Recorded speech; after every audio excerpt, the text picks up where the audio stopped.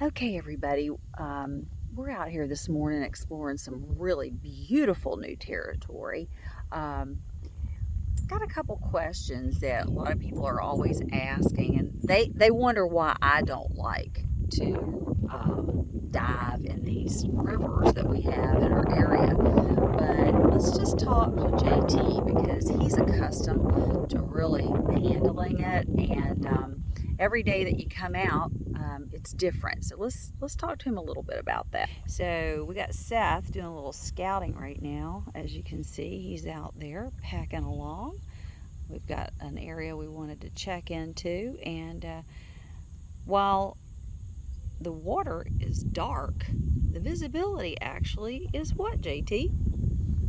The reason that these rivers in South Carolina are very, they call it dark water diving. We've got different reasons why the water is dark. For instance, this is in fresh water, and it gets dark as it's going down. But it's actually clear water.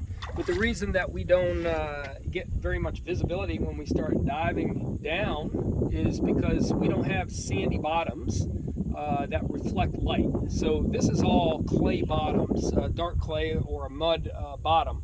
And so the light is penetrating, but it's not reflecting back out. Whereas like in Florida, you have a lot of rivers that have white sand, and that white sand makes it a lot brighter down there.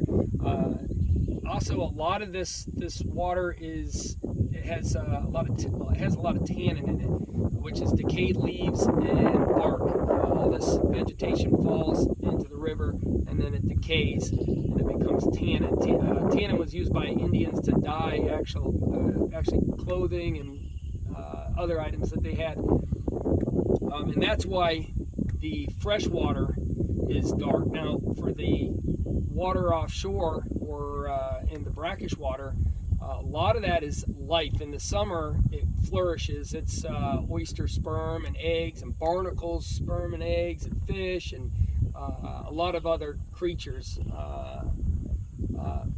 keep that water murky. And yeah, that's pretty much. Oh, big that fish. was big fish. Yeah, Nice. and that's pretty much why the waters are murky here in South Carolina. Well, and for you all who are interested in doing this kind of diving, it takes a lot of guts, I can tell you. I've been out doing this and I hate it. My guys down in Florida know I love the clear water, and when you come out here and do this, you're not only contending with the dark water, but you're also contending with other things too, which you guys contend with some alligators, and you also contend with stingray, Yeah, stingray. skate, and people always say, well, do you see any sharks in here? Well, not usually. Not usually, and that was a question that was asked yesterday. So, and right there's Seth.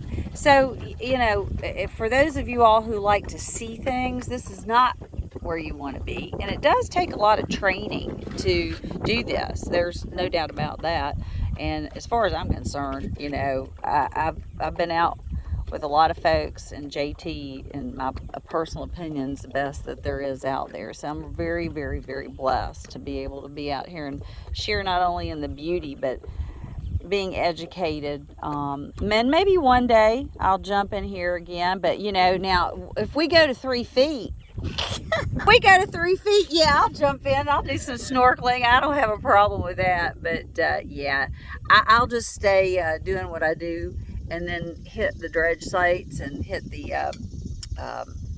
you know, the inland sifting and so forth in the creeks and rivers, which I love to do. It's a lot of fun. But also the dry digging is great. But for people like Seth and JT, y'all just knock it out. Little lesson for today, you guys. Hope you enjoyed that.